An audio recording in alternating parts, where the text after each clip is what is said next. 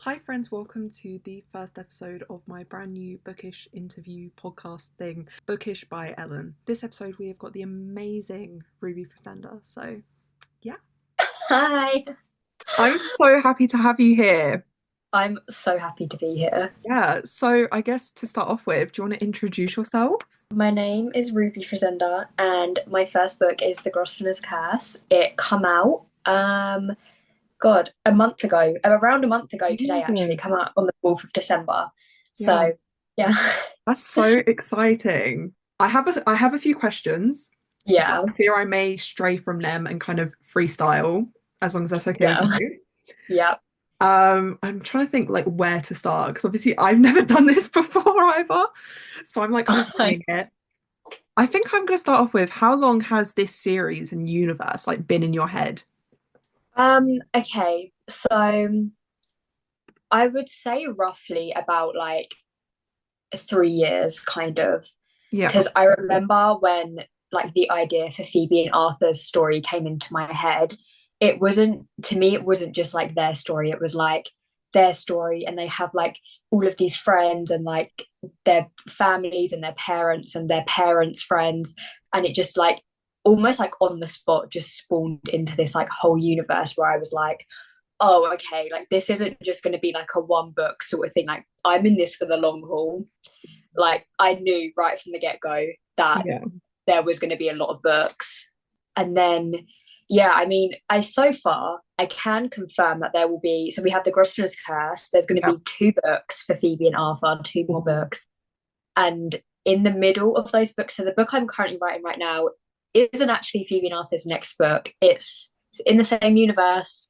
You'll see the same sort of characters, Yeah. but it's from the point of view of two different characters, which is really interesting.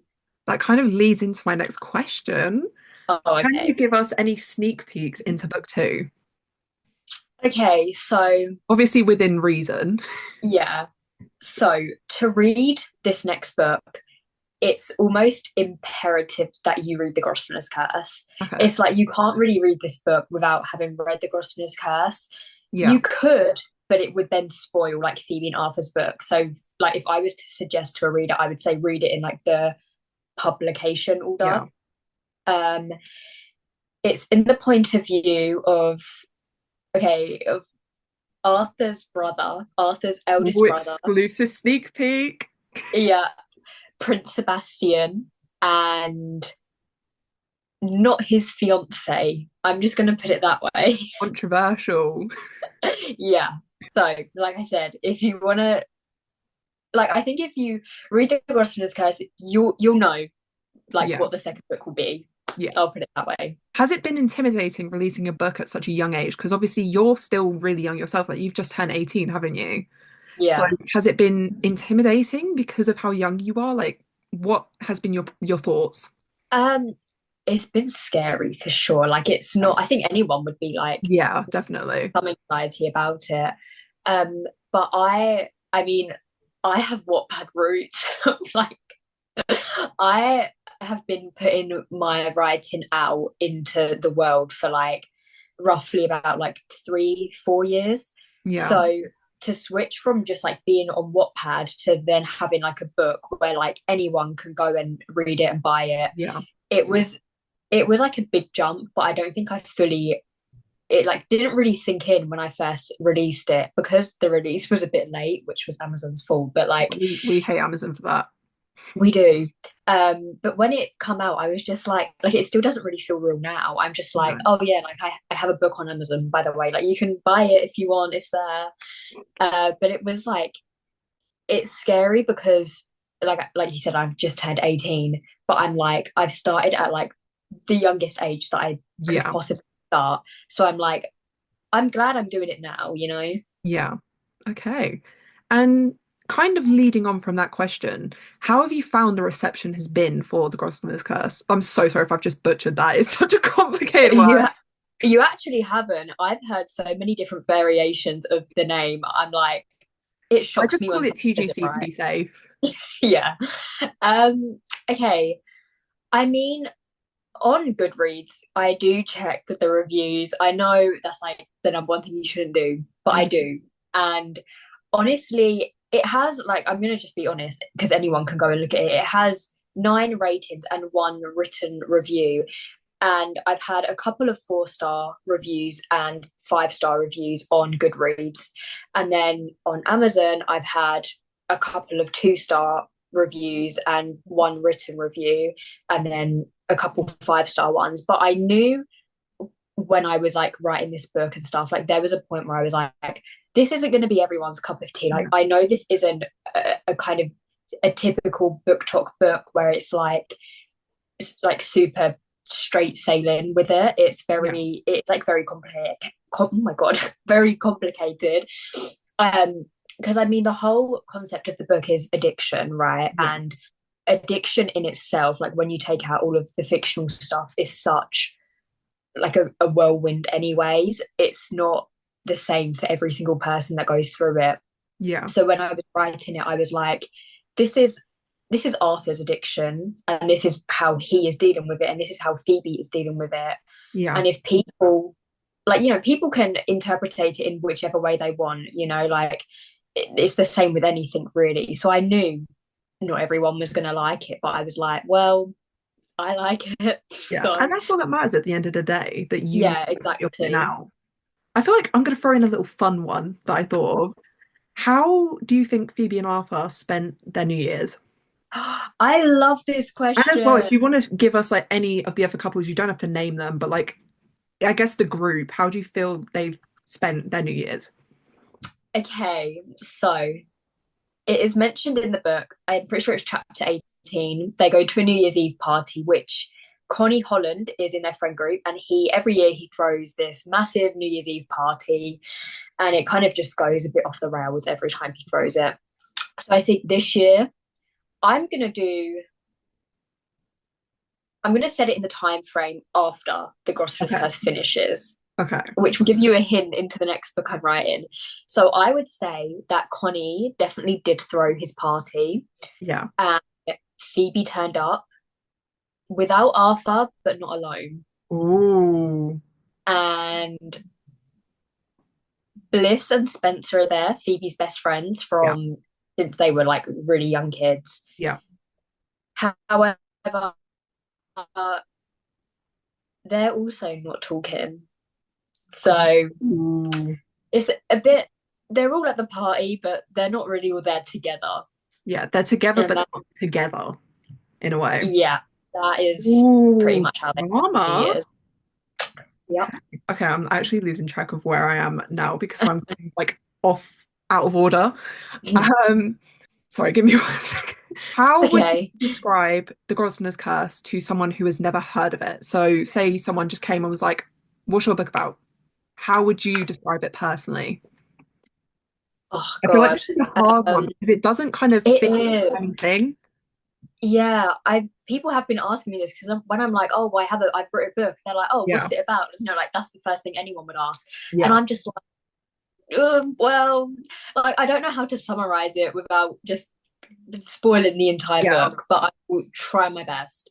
So it is about Prince Arthur, who is currently third in line to the British throne, and he is going through a drug addiction. His drug of choice is cocaine, and then it kind of spirals into like he yeah, experiments with other drugs as well. He has a pretty long term girlfriend called Lady Phoebe. Her family comes from a very old money background. Um, Her mum is a very famous fashion designer, and her dad is a Michelin star chef. And the book takes place in their last 2 years of school. So for me and you, the British people, that is year 12 and year 13. And yeah. I have no idea what that translates to in America or That's not our other problem though. places. Yeah. Um, and during those 2 years, there is a lot that happens, a lot that comes to the surface, and a lot of things that just need to be said. Like there's a lot of like they're very wrapped up in their own world, Phoebe and Arthur. And then I think towards the end of the book, they realize that being wrapped up in their own world really just isn't for the best. Yeah. And then, well, I'm not gonna spoil Yeah, the ending read the on book, it. find out what happens next, guys. Yeah. Okay, that was a good. Well done for not spoiling the whole book. I know, I'm really proud of Yeah. myself. Another one. I feel like you might have kind of you've touched on this like in your stories and everything. Mhm. How has it been kind of releasing a book that isn't the typical book talk book and it doesn't like have its typical tropes, if that makes sense? Like, how Yeah. has that been? Because if I feel like with the question I just asked you, a lot of people would have kind of gone down the route of explaining the tropes and stuff like that, like all of the things that people Yeah. base their book on. So, how has it been not kind of conforming to that idea? Yeah. It's been hard Yeah. purely because it's hard to get it out. It's hard to promote it. And obviously when you're like a self-published indie author, most of the time like they are doing everything themselves, the promotion, the writing, the editing, the social media marketing, everything. Yeah. We're doing it all ourselves and it's really difficult. And I think it's even harder when, because I know my book doesn't really fit in with like the popular categories on book talk at the minute, and so to try and promote it in a way where I'm like, or like, like I don't know what the tropes are, I'm sorry, because Yeah. people ask me like, so what are the tropes in it, and I'm like, I don't know. Like I don't want to be that person like where I'm really annoying. I'm like, oh, like I don't read any book talk books because I have read book talk books. Yeah. And so I know what tropes are, but I just don't like recently. I don't know if you've seen this as well, but I see so many things that are classed as tropes where I'm like, what is actually a trope and like Yeah, it what is kind of this? breaks the mold. Yeah. Like So I it's know, passing. yeah, exactly. So I know for sure that found family is a trope in the book. Definitely. Um, and I would also say childhood lovers as well. Yeah. Um, but yeah, like I can't think of like any of the other ones because I don't want to say like I hate like my biggest one of my biggest pet peeves is when I see things such as like domestic violence, abuse, Yeah. addiction class as tropes, and I think that's such it's like a cheap selling point, and I Yeah. just would never class that as a trope in one of my No, books. it's not a trope. It's like I feel like going into a book, it's nice to know if a book has that kind of thing in. But Yeah, the class it as a trope kind of downplays everything. definitely. It's yeah, Yeah, that's a bit I of don't a weird one. know. Short answer, it's been hard. Moving on, whose point of view have you found has been the easiest to write from? And it doesn't just have to be Phoebe and Arthur, just put it out there. Okay, I'm gonna say, hmm, I am gonna say Phoebe, just because at the beginning she wasn't, let me put it that way, because she was compared to like the other female characters I'd written previously, she didn't really fit into like any of their molds. Like she's No. very much her own person, but Yeah. then she's also very much she's like me in a way. I wouldn't say she's like a self-insert character because she isn't. Like she's a stronger woman than me, that's for sure. Because I would have dropped Arthur, but I think she's like we share like the same mentality on a lot of things, and I think she was quite interesting to write from because as me, like the writer, I know her sort of character development and I know Yeah. what's in the future for her. So it's been quite interesting to write her from such a young age. I mean, they all start the book out being 16 and they finish the book in their last book. She's in her 20s. So it's been quite fun to kind of, Yeah. write from the perspective of that. And I mean, I know her pretty well now and Arthur as well. And so trying to write another book feels like a struggle because I don't know them as well as I know Phoebe and Arthur. Yeah, 'cause you spent a long time writing that first book as well, didn't you? So I feel I like did. considering you spent that much time in their heads to go onto someone else and trying to get into someone else's head, it must be quite difficult.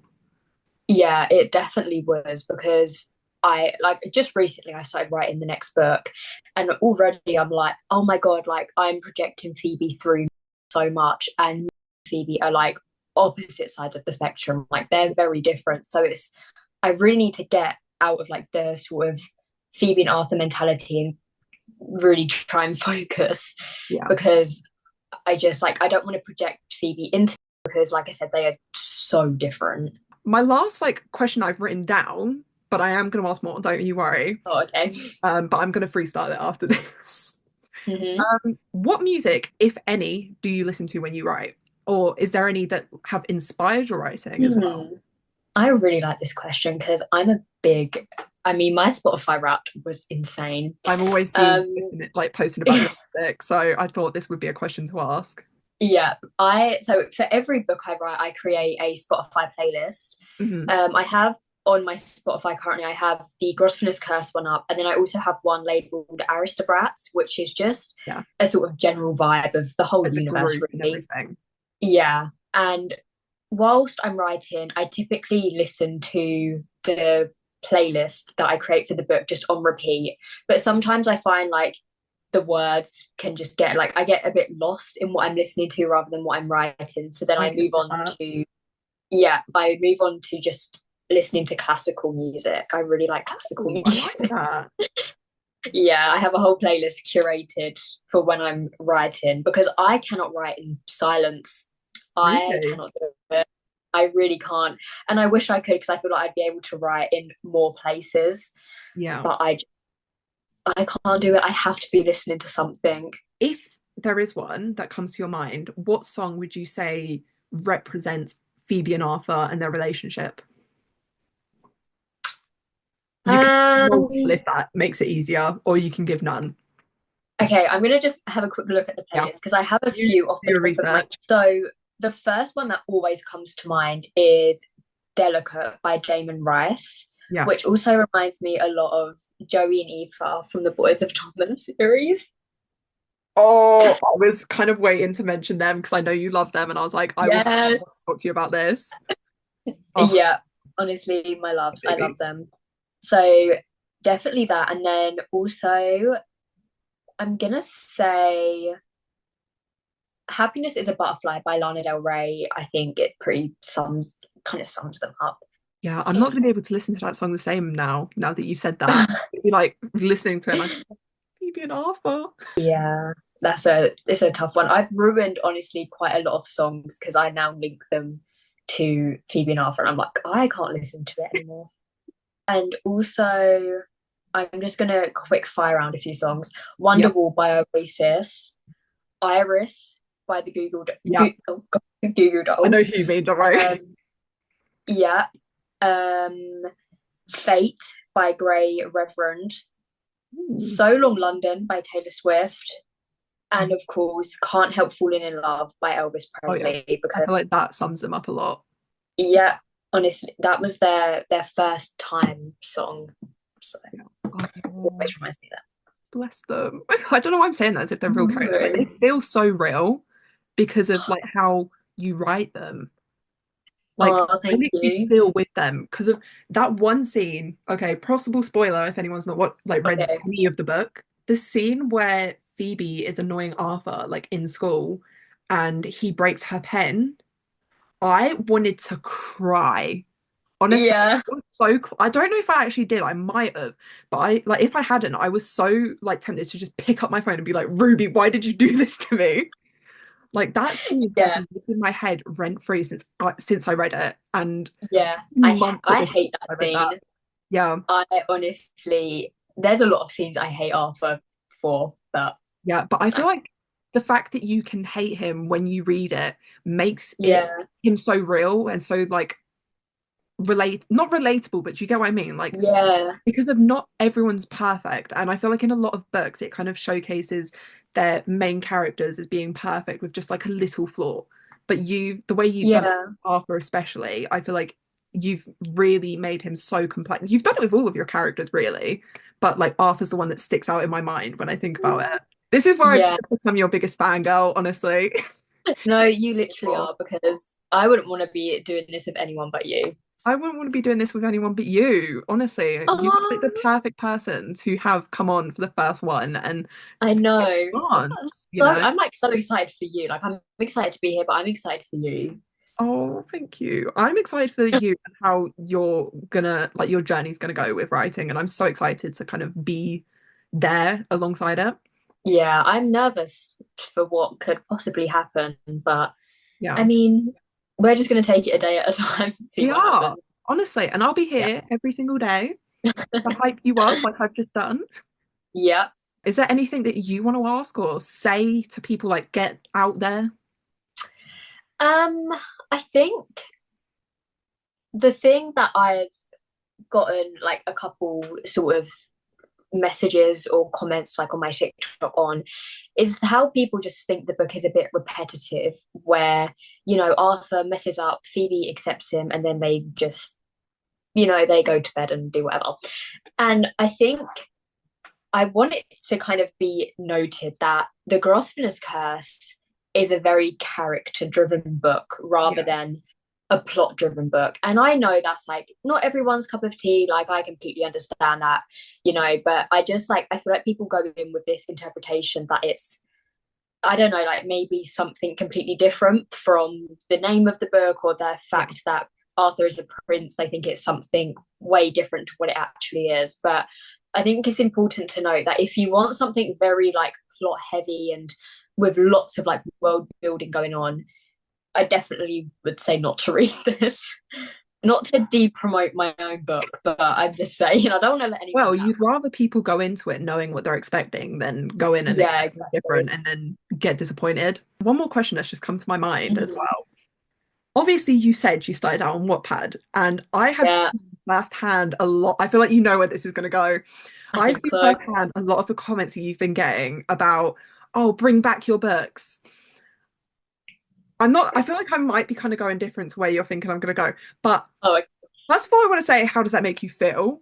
Because obviously you're trying to oh, promote the Grosvenors Curse. okay. So, how does it make me feel?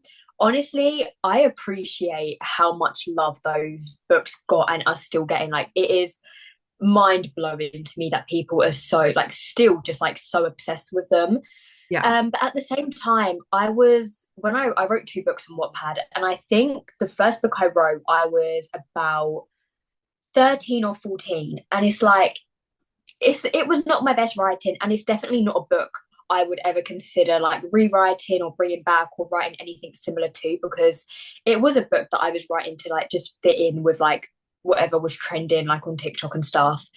But I appreciate the support I still get from those books, but at the same time, I'm like, guys, like you've got to give the Grosvenor Curse like a small chance. It's just a small yeah. chance, like because I'm not bringing them back. I'm sorry to anybody who will watch Yeah. this and hope that I say I will. I'm not going to bring them You need to back. get this on your TikTok, honestly. I do actually. That is a good point. I definitely do. Yeah. And then I was going to say, how have you kind of reflected from those Wattpad books? Like, do you think they've made your writing what it is today? I definitely think that my writing has gotten so much better Yeah. from my Wattpad books. But I was actually talking to my friend about this who read my Wattpad books, and she also read The Grosvenors Curse. And I said to her, I was like, do you think my writing has got better? And she was like, I honestly, and like I can trust her to be like 100% honest with Yeah. me. She was like, I thought your writing was good in all the books that you've written. And I was like, there's no way. I'm sorry, but there's just no way. Like, I truly believe that The Grosvenors Curse is like, I'm very proud of that book. Like, I You should be. know that it's a good written book, I would say. Like, maybe the storyline or whatever isn't your cup of tea, but I think when you separate that, the writing, I think it's all right. Like, I can give myself that. Give yourself a pat on the back, honestly. Yeah. Yeah. I'm trying to think like where to go next. I feel like that's kind of everything that I want to get out. But obviously, if Yeah. I want to ask you more, maybe closer to the next book's release date, we can get you back on. Yes, I would love that. Thank you so much Okay. for giving me your time. It has been so You're nice. so welcome. We need to do this more. But yeah, Yes. Well, I'm so down. I'm so down yeah. for that. Would you give any advice? And what advice would you give to someone who is starting out in writing? That's what I was going to ask. Okay, so I would say write for yourself, okay? And not everyone agrees with that advice, but don't just write a book to just write a book. I think it's quite important to write a book that has meaning, whether that's personally or just in general, just has like meaning. I think that's a nice, it's like a nice message to give. And I think also to always write dialogue, okay? And I say that because I remember seeing a piece of writing advice saying only add in dialogue when it's necessary. And I've as soon as seen I that. saw that, I was like, that is possibly the worst advice you could give to anybody. Yeah. So put in dialogue wherever you see fit, okay? Don't you worry. Um, Okay. and one last thing is to create whatever rules that you want to create. There's writing is seen as such, like I think especially like nowadays with like book talk being so popular and stuff, um is like people create like a lot of rules, and I think writing is such like a personal and intimate thing that just create whatever works best for you. Like my book, for example, is 190,000 words, and the average romance novel is about 40 to 50,000. But I was like, no, I'm happy with everything, and I didn't want to cut anything. And so I published it with an obscene word count, and I'm happy with it. So that's all that really matters, I think. Yeah. Okay. Well, again, thank you so much for coming on and for taking Honestly, like some trust in me. Um, yeah. yeah, I'll let you know when this one goes up. And yeah, I'm so excited. Honestly, that was like the most fun I think I've ever had. Yeah. I'm not gonna Well, you're lie. welcome back on whenever you want to come back on. Like if you've ever got anything you need to say, then just let me know and I will get you back on. But yeah, Yes, this I'm is so so so real down now. with that. Yeah, I know, I can't I believe said it. to you like last month or the month before, I was like, I want to start a book podcast. Yeah, And I then I remember never that. did because it fell through. But now I'm doing it. And I literally, like I said, you're the perfect person to have on for the first Oh, episode. So yeah, thank you so much. yeah. And It's good gonna luck. be a big year for both It, of us. it is going And to be a big year, manifesting it. so I'm really looking forward to this new adventure for you. I think it's gonna do very well. Thank you. You're going to make me cry. Oh, I always cry stop. when people are nice to me. Thank you so much. And I'll talk to you probably in a minute on messages. Yeah. Bye.